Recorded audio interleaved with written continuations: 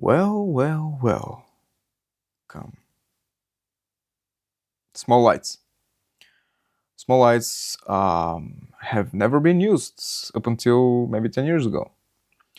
But ever since the LED revolution, more and more, we're actually utilizing them. Why? Because they're portable, because they're small, and honestly, they're getting pretty good and powerful at that.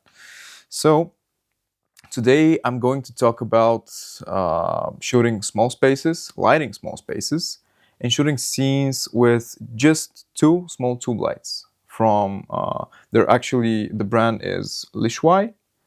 Let me check. Oh, that creaky chair. Yeah, Lishwai film, and I got them from Lighting Grip, which is a store about lights and grip gear here in Bulgaria. I believe they're shipping anywhere. So anyway, so I'm going to show you four scenes. Actually, I'm going to show you three scenes that I shot here in my house using only these small tube lights. They're about 25 centimeters.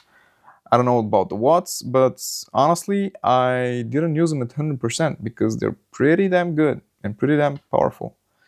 So before we begin, I know, okay? I know how annoying it is and boring, but believe me, from this side of the camera, as a video creator for you guys, I have to say it. So I've got a Patreon.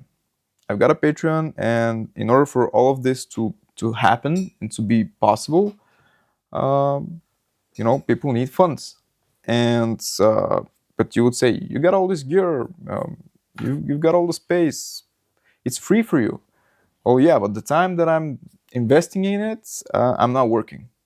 So if you'd like to support what I'm doing and if you find value, and most of all, if you want to have access to the exclusive content in Patreon, which is Patreon only, you can come and support me on Patreon. And in this video, I actually shot four scenes.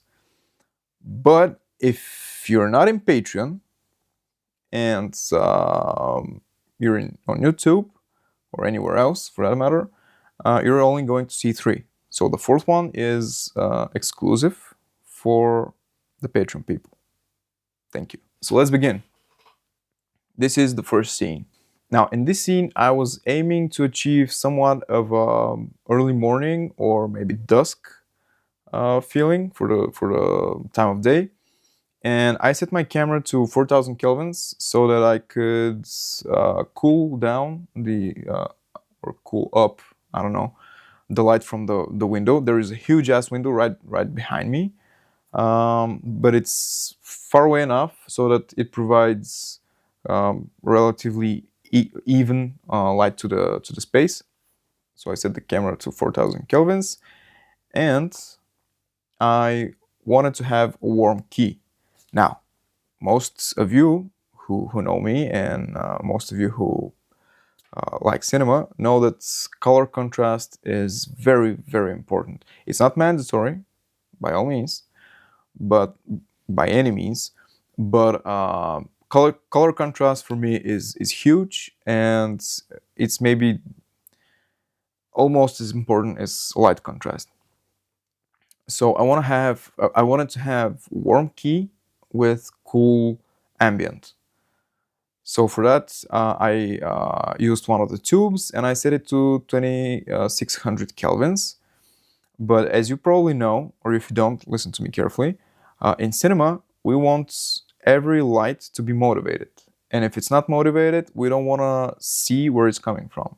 So in this case, the key is directional, albeit it's relatively soft. But I turned on the practical, which is the actual light on my nightstand, and it actually gives us this this shadow, this very defined shadow. So all on the ground that you see is the real practical, the real light.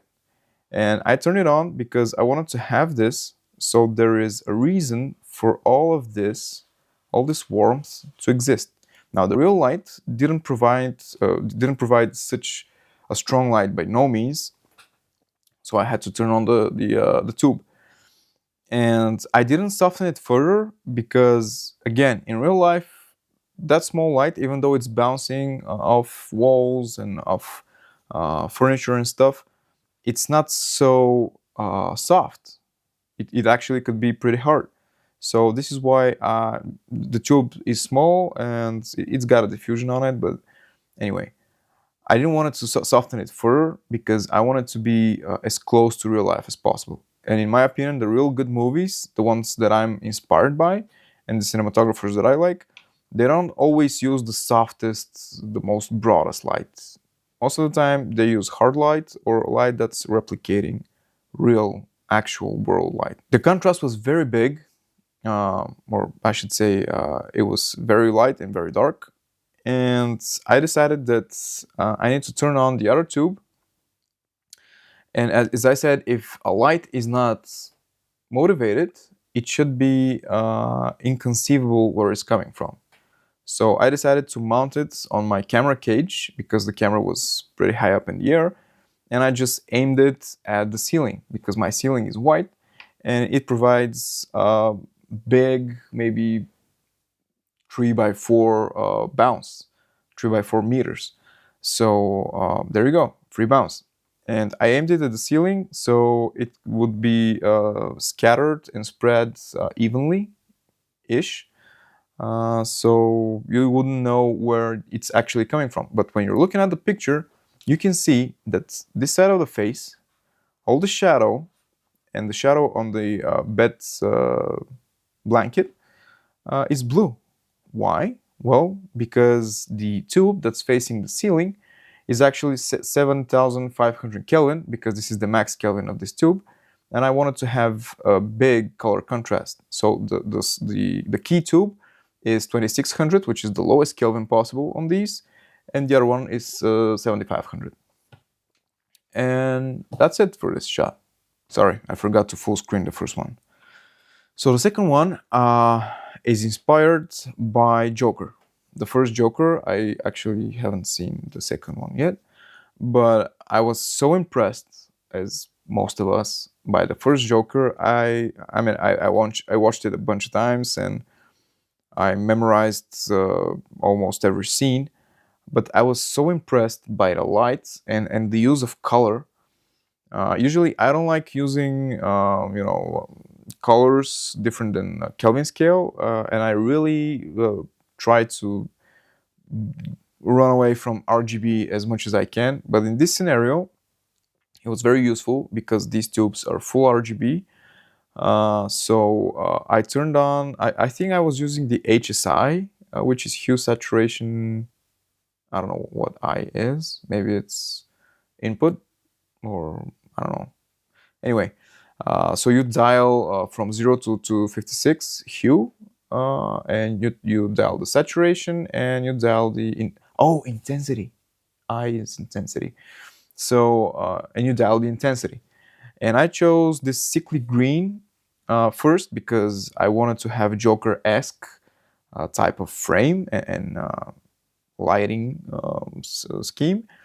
And second, the actual tiles of the bathroom are dark orange.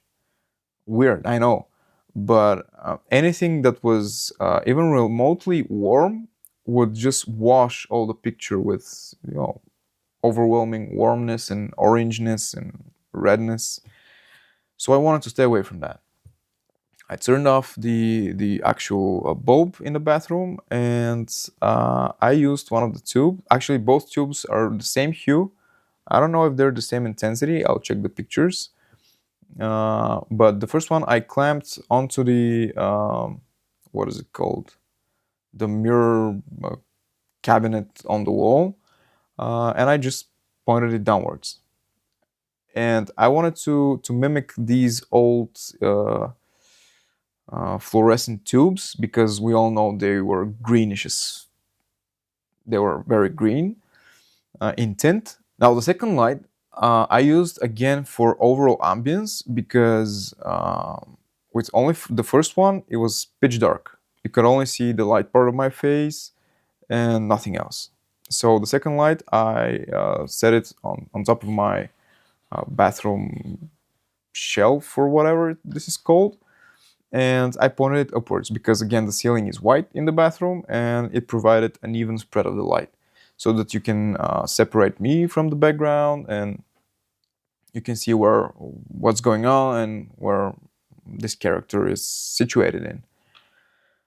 And yeah, that's it. Oh, one more thing about placing the key light.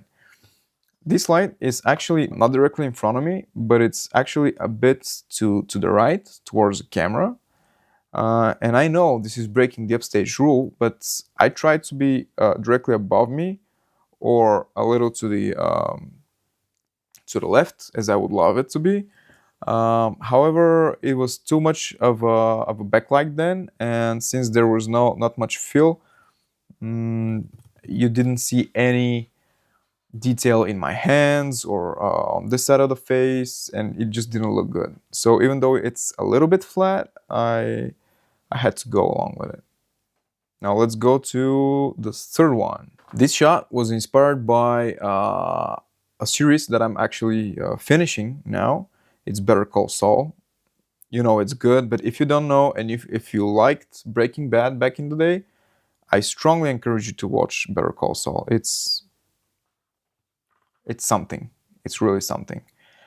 And I saw that in Better Call Saul, actually the story and the way the story is told is mind blowing. It's very good, and the compositions are very intricate, very interesting.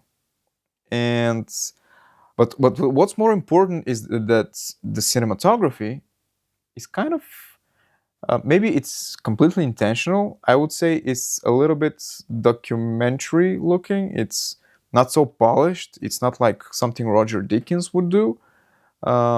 It's kind of, you get the sense it's a little overlooked, but you know, I think this is just the style they preferred, and I'm not judging him at all.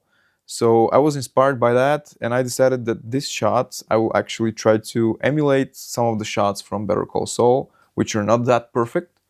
And again, I used only the two lights. I turned the police car effect on one of them, so it's just blue and red flickering, and I placed it outside of the window. And yeah, this is actually not a window um, to exteriors. This is actually the window to my balcony, and I placed it on the balcony on something, and I'm looking down on it so that you get the sense that I'm actually higher up on the ground, and the police car is somewhere down below. And the other light, I again use it at 2600 kelvins, and I wanted to replicate just a practical that's lighting up the room so that I could bring up the ambience levels and you can see again where this character is situated. However, this tube provided to be strong and it surprised me, and it actually provided a pretty nice rim light or hair light, but I don't have much hair anymore, so it's just rim light or edge light. And I think it worked. It's not perfect by any means, but I think that for such purpose, for like Breaking Bad, Better Call Saul styled images, I think it's pretty good.